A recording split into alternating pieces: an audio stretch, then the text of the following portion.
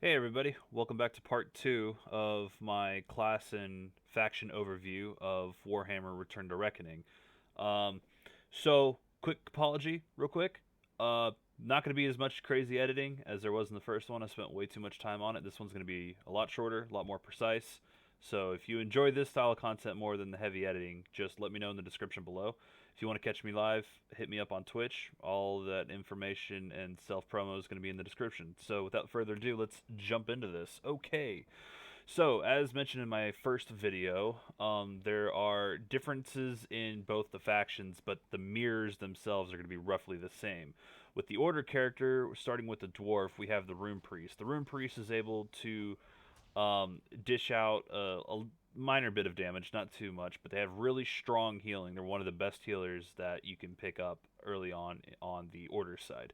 They also have runes that are able to be given out to their group members to give additional abilities. So you can buff a tank with either extra resistances, extra stats, or whatnot, and they will get a corresponding ability that they can drag to their action bar in order to cast an ability. So if you want to buff your teammates, heal them, and give them new abilities to play with, Rune Priest is definitely going to be the healer for you. They're pretty strong as of right now. This is being recorded on 3/25, 2020, so this may or may not change by the time you watch this video. But just keep that in mind going forward. Next, we have the Ironbreaker, the tank. Honestly, I don't have too much experience with this, but the grudge mechanic allows them to be one of the tankiest options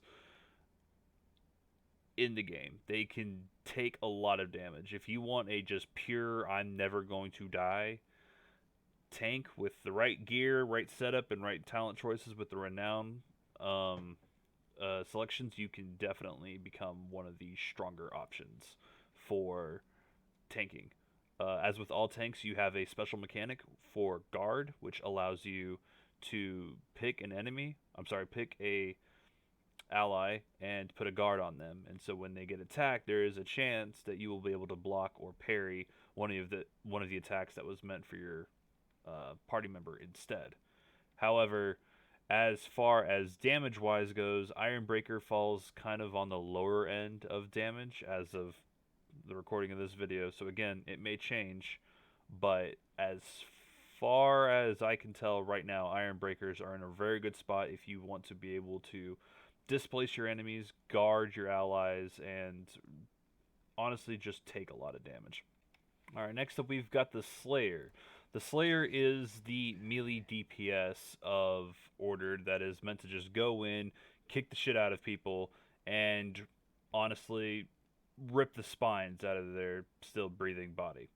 So, what you're going to end up seeing a lot is Slayers running around with either two one handed weapons or a giant great weapon, and they will be the absolute monsters of the game. They, and along with the chopper, are going to be the one of the strongest melee DPS options that you can play.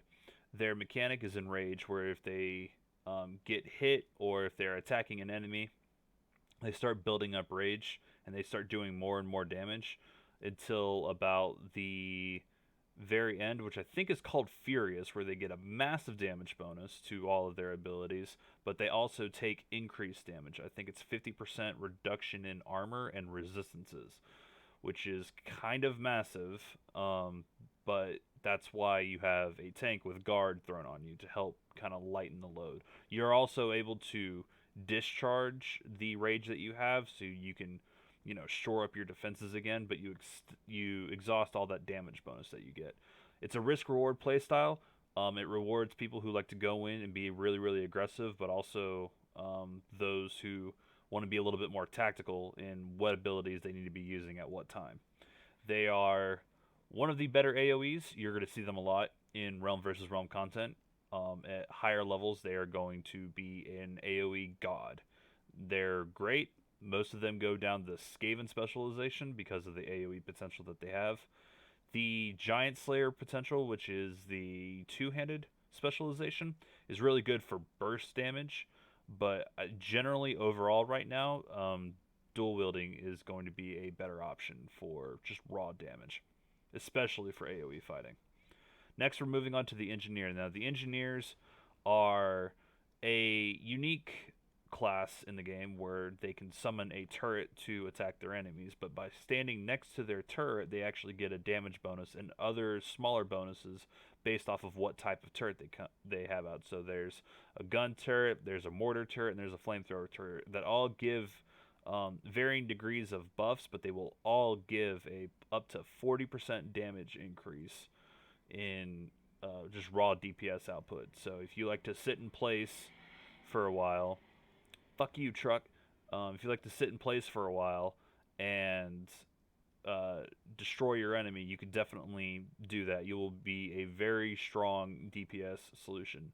They also have a wide variety of AoE potential as well. You can dish out some massive damage in a battleground or an RVR, especially with that damage bonus coming from a turret. You're going to end up becoming one of the more scarier options that the enemy has to deal with.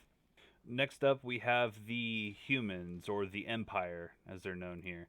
So the Empire, under their leadership of Emperor Karl Franz, long may he live, we have the Witch Hunter.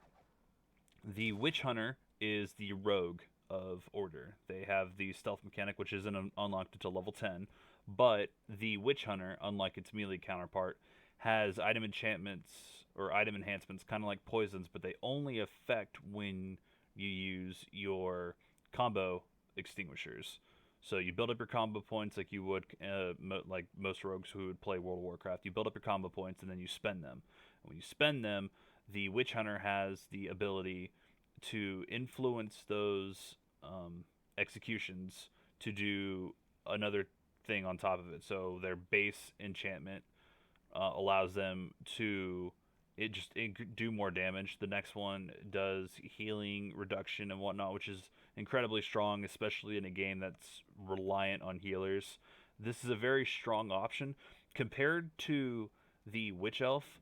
The Witch Elf has a higher burst damage window and I think overall DPS, but the Witch Hunter has better sustaining power in a longer fight. The Witch Hunter will be able to hold its own for a lot longer because of the differences. So it is a mirror to the Witch Elf in that regard, but there's enough differences that the playstyles will remain the same, but the performance of each will be just a tad bit different. It's not an exact one-to-one copy like it is for other MMOs. Moving on from the Witch Hunter, we have the Bright Wizard. Currently my go-to pick. The Bright Wizard is a ranged DPS sorcerer that allows them to use a special mechanic called Combustion.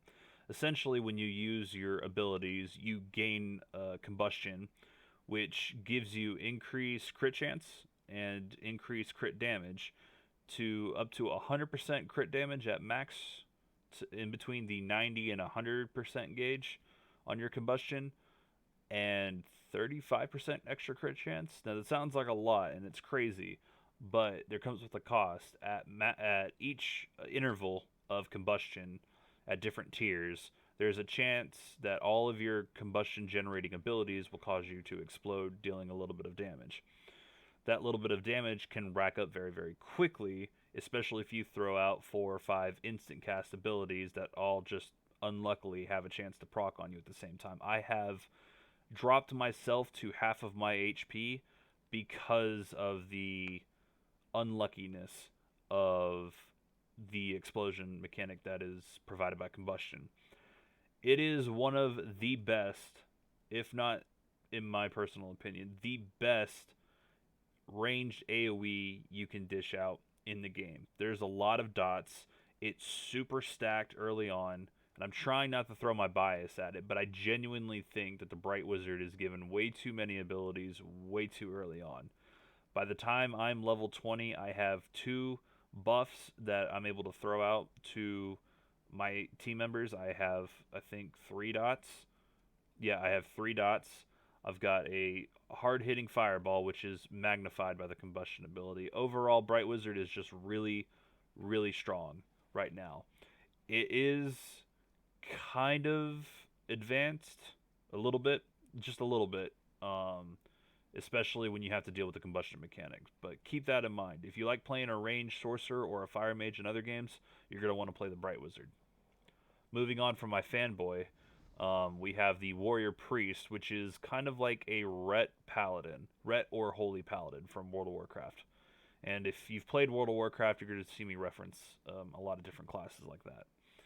The Warrior Priest is a close combat healer. It does a lot of extra damage and a lot of extra healing by being up in melee, not based off of proximity, but there is a lot of abilities that allow them to perform better up close than other healers would.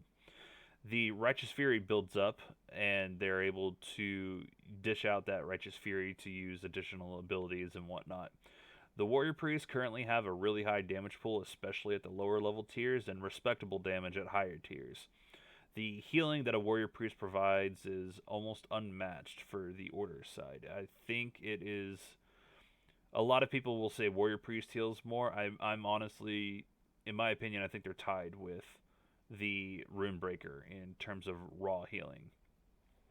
The Warrior Priest has very good frontline mobility and the ability to be very active in six-man content. So if you're doing dungeons or if you're doing small six-man roams or whatnot around an RVR site, a Warrior Priest is going to be one of the healers that you're going to want to bring with you, for sure. And moving on, this is the Prot Paladin, or I like to call the Dark Souls character, because when you gear this guy up, he honestly does, and there's a lot of other people who have referenced this, but this guy genuinely does look like a Dark Souls player. Yeah. I mean, look at this armor. It's pretty good, right? Anyways, Knight of the Blazing Sun is a Prot Paladin from World of Warcraft. It has auras, which they're able to buff their allies while also debuffing enemies at the same time, as long as they are all within radius. It can hit as many different allies as long as they're in your warband, and they can debuff as many enemies as... I don't think there's a limit to how many enemies you can debuff. So if you want to charge straight into the middle of the enemy and debuff everyone passively, that's a playstyle you can do. They are one of the more DPS-focused tanks. They're very, very damage heavy, but they're also extremely tanky. They also have the guard mechanic. They also have the ability to knock back enemies with their shield, but I'm pretty sure all tanks have that. Overall, the Knight of the Blazing Sun has high DPS. If you wanted to run a two-handed weapon with the Knight of the Blazing Sun, you could definitely do that. You could do a respectable amount of damage. However, I still recommend always to keep a sword and shield on you at all times, even if you are planning on going dual wielding, just in case there are not enough tanks on your team when you do a battleground or an RVR. Having an extra little bit of armor from the shield and a little bit of extra tankiness goes a long way.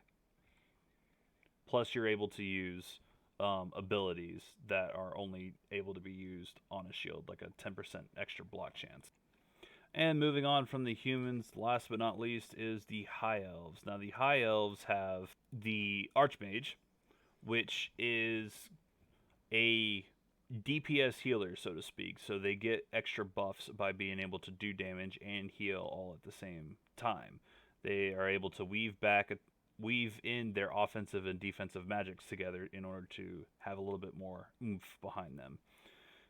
The Archmage is going to be one of the stronger options very early on, especially because of its high damage output in Tier 1. It's pretty straightforward, nothing too crazy about it, although, to be fair, I haven't really played the Archmage too much, so if you don't feel like I'm giving this one as much love as the others, that's the reason why.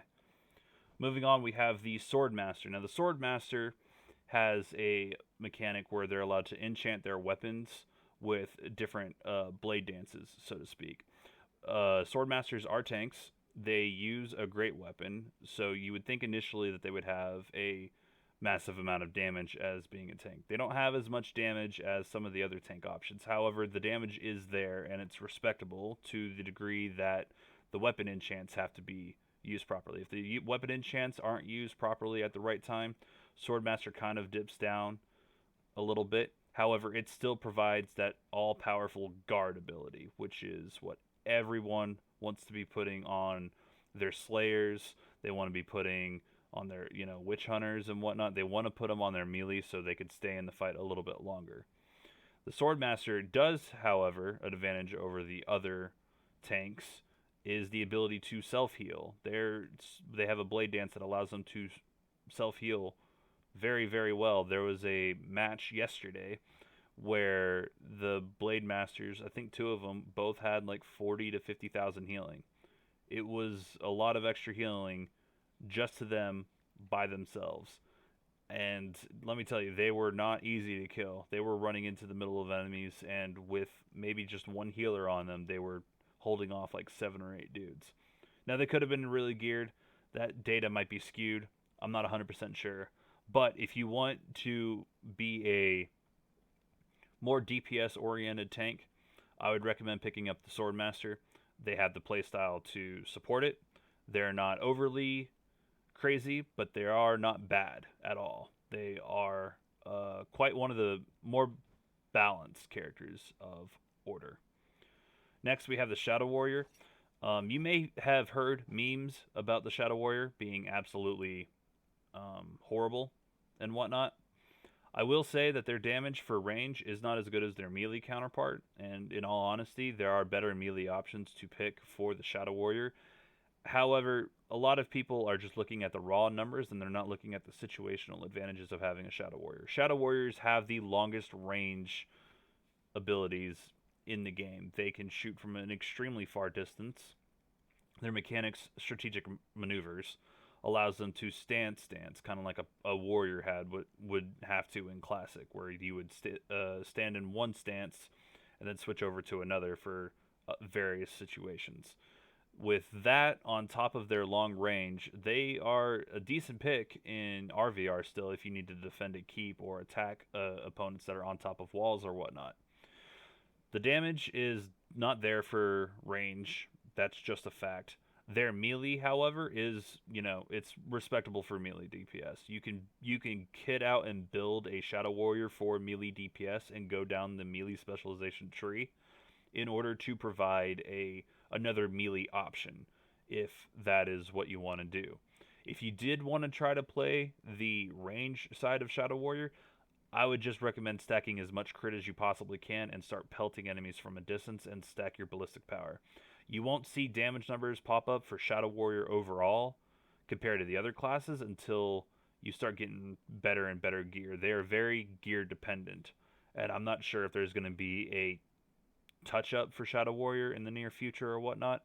And if you're watching this past this initial date of the video, like maybe a week or two, hopefully that there's a rework, because I really, personally, out of all of them, Shadow Warrior is my favorite class. I just wish they were in just a little bit of a better spot. White Lion. Now, White Lion. I fucking hate White Lion, but that's just because I don't like the pet. In actuality, it's probably one of the better melee classes in the game. Its 1v1 potential is unmatched. There is very few classes who can actually 1v1 a geared White Lion who knows how to play a White Lion. White Lion is super aggressive. They have their own pet. This is the only pet class on Order side, and it's on a melee. That's a little bit different, which is unique and it's good, and I like that. It just irks me in a way that I wish I had it on a Shadow Warrior sometimes, because I kind of like that old classic hunter feel. However, if you like up in your face melee, they have decent armor. They wear medium armor, which is more than the Shadow Warrior. I believe it's more than the Shadow Warrior. I could be wrong. They are beefy in their own right. They can heal their own pet. Their pets can attack separate targets if you want to, or you can focus down a single target. And they have abilities specifically for the lion that allows them to coordinate and attack with their lion. Overall, it's a strong melee option. I personally don't like it, but it is a melee option that you should definitely try. And I recommend at least handpicking maybe 2 or 3 classes on each faction just to get a taste of what you may or may not like. But that is going to wrap up this video. Now, this covered the Realm of Order classes and faction. In part 1, we covered over the Realm of Destruction. So if you haven't seen that, go ahead and check that out on my channel. And coming up in the next video, we have a short, basically how to where everything's at guide, showing a few little tips or tricks for some of the new players that are just joining the game. If you like this video, hit it with a like, hit the comments down below, and let me know what you guys think. If you want to catch me live on Twitch, there's a link in the description below. I think by the time this video goes up, I'm going to be streaming, as well as joining the Discord to get notified when I do go live. That's going to be the best way to get notified. So thank you guys for watching, and I will see you guys in the next one. Peace, everyone.